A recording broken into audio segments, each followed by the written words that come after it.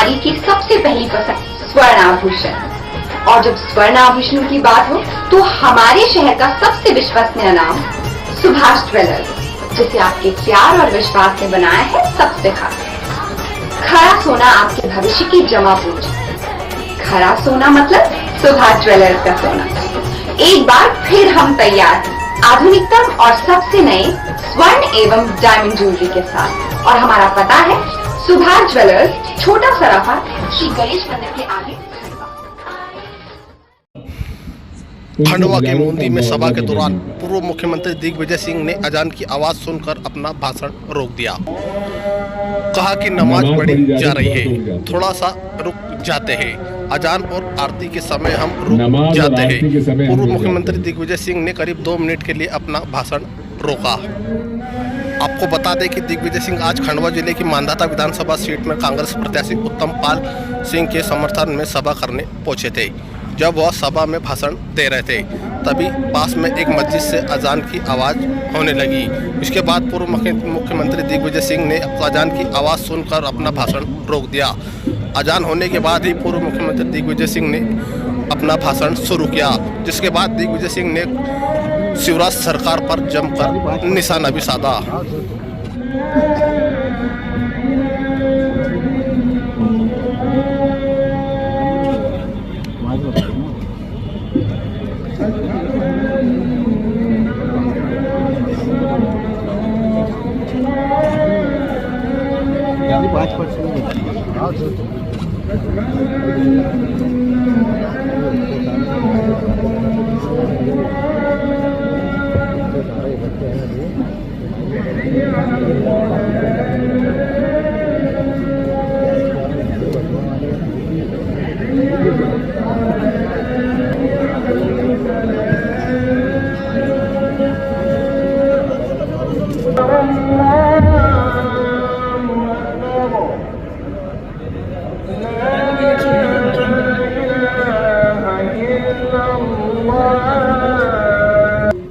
मैं आपसे जो कह रहा था कि आज इस नर्मदा घाटी और नर्मदा का विकास अगर हुआ है तो ये श्रेय कांग्रेस पार्टी को जाता है, जिसने एक कल्पना की थी। और खाद वहां से मिल जाता था, लेकिन आज हालत ये है,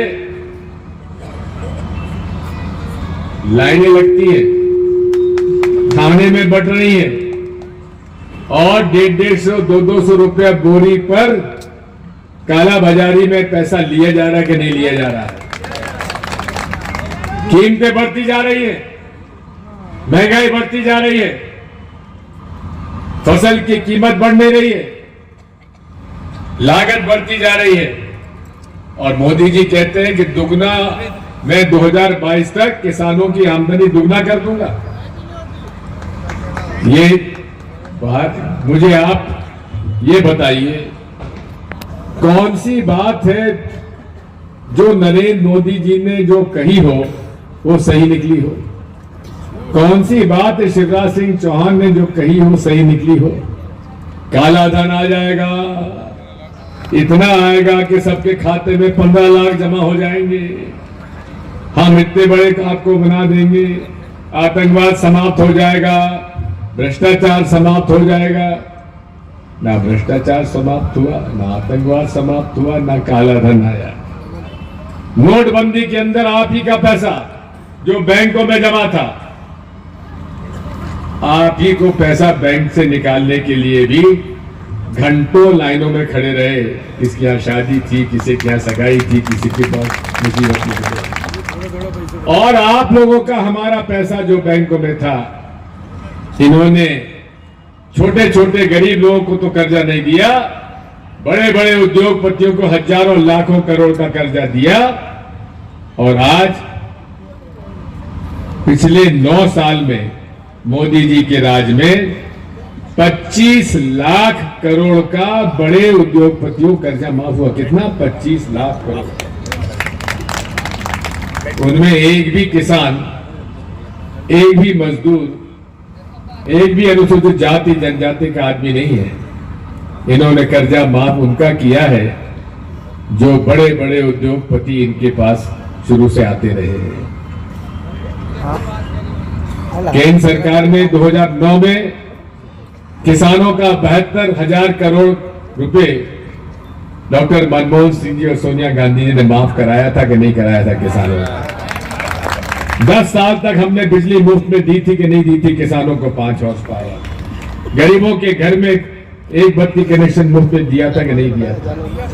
आवासीय पट्टे दिए, आपको खेती के पट्टे दिए, जंगल की जमीन पर जिन आदिवासियों का कब्जा था वो जमीन के पट्टे हम लोगों ने कानून बनाया। आज भी मेरे आदिवासी भाइयों और बहनों से मैं कहना चाहता हूं, आपके जितने ऐसे प्रकरण हैं जिनमें आपका कब्जा है लेकिन पट्टा नहीं मिल पाया है, कांग्रेस की सरकार आते ही पूरी तरीके से आपके साथ न्याय किया जाएगा, आपको पट्टा दिलवाया जाएगा। अनुसूचित जाति के लोगों के जो पट्टे हैं लेकिन कब्जा नहीं है, ऐसे प्रकरण भी हम लोग देखेंगे।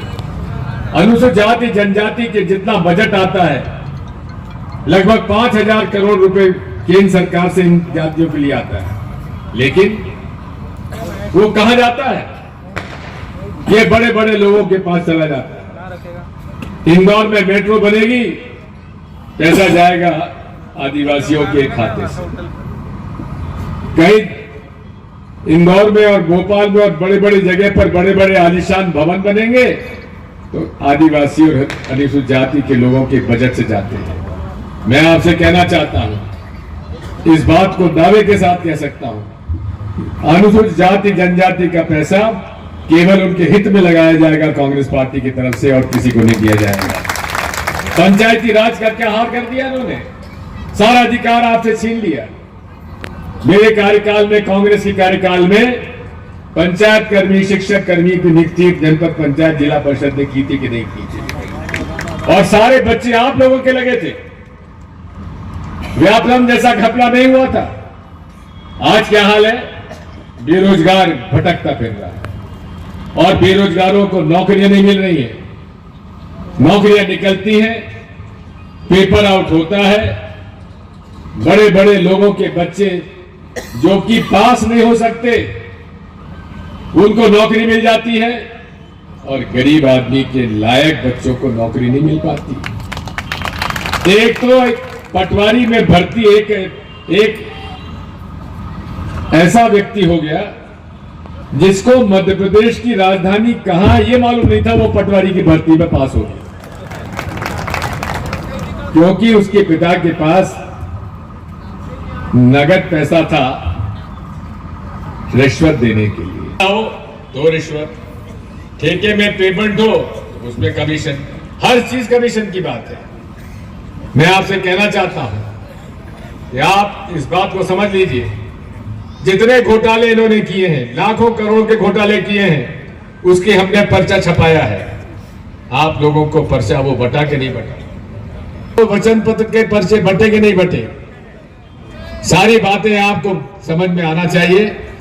एक एक घोटाले की जांच की जाएगी और मैं आपसे कहना चाहता हूं, जो जो दोषी होंगे उनके खिलाफ सख्ती से कार्रवाई की जाएगी। मैं अधिकारी कर्मचारियों से भी कहना चाहता हूं, हम लोगों ने ओल्ड पेंशन स्कीम लागू करने का फैसला लिया है। मुझे जानकारी मिली है कि आप लोग उससे खुश हैं, लेकिन ऐसा लगे कि तुम भारतीय जनता पार्टी कार्यकर्ता के रूप में काम कर रहे हो, विशेषकर थानेदारों, पुलिस विभाग से।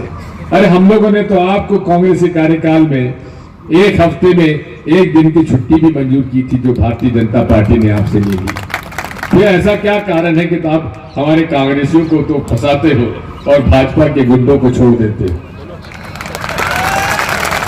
ऐसा मत करो। मैं आपसे इतना कहना चाहता हूं कि आज इस पूरे देश में किसान, मजदूर, छोटा मध्यम व्यापारी, ये तो बूंदी के व्यापारियों से पूछो आप, मेरे कार्यकाल में इंस्पेक्टर राज मैंने खत्म किया था कि नहीं किया था? कोई इंस्पेक्टर शर्मा जी दुकान में नहीं घुस सकता था, जो महीना बना हुआ था सब खत्म हो गया था। लेकिन आज जीएसटी के माध्यम से लोग इतने परेशान हैं, छोटा और मध्यम व्यापारी इतना परेशान है, उसको अकाउंटेंट रखना पड़ रहा अलग से, और एक महीने में दो 3 बार फॉर्म भरना पड़ रहा है। सरलीकरण होना चाहिए। लेकिन सरलीकरण का मतलब ये नहीं है कि आप और उसको फॉर्म भरने में, टैक्स पटाने में और कठिन कर दें। मैं आपसे कहना चाहता हूं, हम एक एक वादा पूरा करेंगे और उसके बारे में विस्तार से हमारे ओम ने आपको बताया है। और इसी तरह से हम आपसे कहना चाहते हैं कि आज पूरे प्रदेश में बदलाव की लहर, मैं पूरे प्रदेश में घूम रहा हूं। आचार संहिता जब तक नहीं लगी थी तब तक लोग डरे थे कहीं हम पर कार्रवाई ना हो जाए, लेकिन आचार संहिता आने के बाद एक बाढ़ सरीकी आ रही है भारतीय जनता पार्टी के खिलाफ में। एक ऐसी बाढ़ आ रही है कि अब लगने लगा है कि जनता बदलाव चाहती है, जनता भाजपा को हराना चाहती है। इसलिए साथियों, जो कोई इधर उधर हो रहा हो मत हो, बदलाव के रास्ते पे चलो। जनता चाहती है और जनता चाहती है वही लोकतंत्र में निर्णय होता है। मैं ये भी कहना चाहता हूं कि आखिरी दिनों में जैसा कि हर बार होता है, वो आके हिंदू मुसलमान करने लगते हैं। ये वो लोग हैं जो कि कभी भी राजनीति में हिंदू मुसलमान करे चुनाव लड़ी नहीं सकते। पहले इन्होंने हिंदू और मुसलमानों को बांटा, अब तो ये हिंदुओं को भी भगवान राम में बांटते हैं कि कांग्रेसी भगवान राम के नहीं है, भाजपा के लोग भगवान राम के हैं। साथियों, भगवान राम सबके हैं, किसके नहीं है? जितने भी यहाँ हिंदू हो बोलो भगवान राम में आस्था आपकी है कि नहीं है? अब हमने भी है। अरे शिवराज ने तो दिया 1 लाख का चंदा मंदिर निर्माण में, मैंने दिया 1,11,000 का चंदा उनको मिला। लेकिन वहां भी ये बांटना चाहते हैं। हमारे भारतीय संविधान में बाबा साहब अंबेडकर ने हर व्यक्ति को अपने धर्म का पालन करने का अधिकार है। हिंदू अपना धर्म का पालन करे, मुसलमान इस्लाम का धर्म का पालन करे, सरदार हमारे गुरु नानक जी का, गुरु ग्रंथ साहब का सिख धर्म का पालन करें, जैन धर्म का करें, बौद्ध धर्म का करें। सबको अपना अधिकार है धर्म का पालन करने वाला। और सारे धर्म जो होते हैं एक बात बताते हैं, कैसे अच्छा इंसान बनो, कैसे अच्छे इंसान बन के समाज में काम करो। यही तो सारा धर्म, सभी धर्म एक ही तो बात सिखाते हैं। हर धर्म का मूल जो है वो इंसानियत है और इंसानियत से ही देश की तरक्की होती है। मैं तो हमारे हिंदू भाइयों से पूछता हूं, अरे आप धर्म के आयोजन में नारा क्या लगाते हो? धर्म की, अधर्म का, प्राणियों में और विश्व का। ये कहां कहती हो कि हमारा कल्याण हो और विश्व का नाश हो? सनातन धर्म की जय हो। सनातन धर्म और इस्लाम भी यही कहता है। गुरु ग्रंथ साहब में भी यही है और बाइबल में भी यही है। कैसे सब लोगों के साथ प्यार मोहब्बत के साथ शांति के रास्ता अपनाओ, शांति से ही विकास होगा। इसलिए तो राहुल गांधी जी ने 4000 किलोमीटर की यात्रा की थी कन्याकुमारी से कश्मीर तक, केवल एक उद्देश्य से, नफरत छोड़ो भारत। नफरत से ही हिंसा को बल मिलता है, नफरत से ही अशांति फैलती है। इसलिए साथियों, आज इस देश की आवश्यकता है तो प्रेम, सद्भाव, सत्य और अहिंसा की। ये झूठ कितना बोलते हैं, बाप रे बाप। बड़ी बड़ी बातें करेंगे, गौ रक्षा में ऐसा हम करेंगे, गौ रक्षा में वैसा करेंगे। पहली बार प्रदेश देश में गौ सेवा आयोग का गठन दिग्विजय सिंह ने कांग्रेस पार्टी की सरकार में किया था और गौशालाएं खोली थी और गौशालाओं के माध्यम से गौ सेवा शुरुआत हुई थी। कमलनाथ जी ने 1000 गौशालाएं खोलने का निर्णय लिया था और सभी गौशाला के लिए आवंटन भी कर दिया था। लेकिन भाजपा आई और वो योजना भी समाप्त कर दी। गौशालाएं बन गई लेकिन गौशालाओं में गौ नहीं है। गौ माता जो है सड़कों पे भटक रही है और सड़कों पे गौ माताओं की जान जा रही है। उसकी चिंता शिवराज सिंह को नहीं है।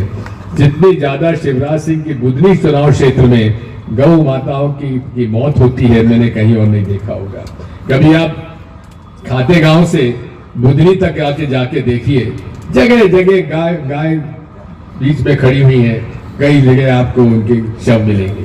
इसलिए साथियों, ये केवल धर्म का नाटक और नौटंकी करते हैं, धर्म के नाम पर लोगों को गुमराह करते हैं, आपसे चंदा वसूल करते हैं, आपको धोखा देते हैं। इनकी बातों में मत आओ, क्योंकि इनका तो केवल एक ट्रेनिंग दी जाती है झूठ बोलने की। झूठ बोलो, जोर से बोलो, बार बार बोलो। यही तो नरेंद्र मोदी जी और शिवराज सिंह चौहान कर रहे हैं। इतना झूठ बोलते हैं कि लोग बात समझते हैं भाई इतने बड़े आदमी बोल रहे हैं तो कुछ सच्ची होगा। एक बार भी ये बात में ये अपनी बात के सगे नहीं होते, इसलिए इनकी बात पर बिल्कुल भरोसा ना करें। अब जब मैंने ये कहा है ना इसके बारे में, अब वो वीडियो पे उतना काट के बताएंगे दिग्विजय सिंह कह रहा झूठ बोलो, जोर से बोलो।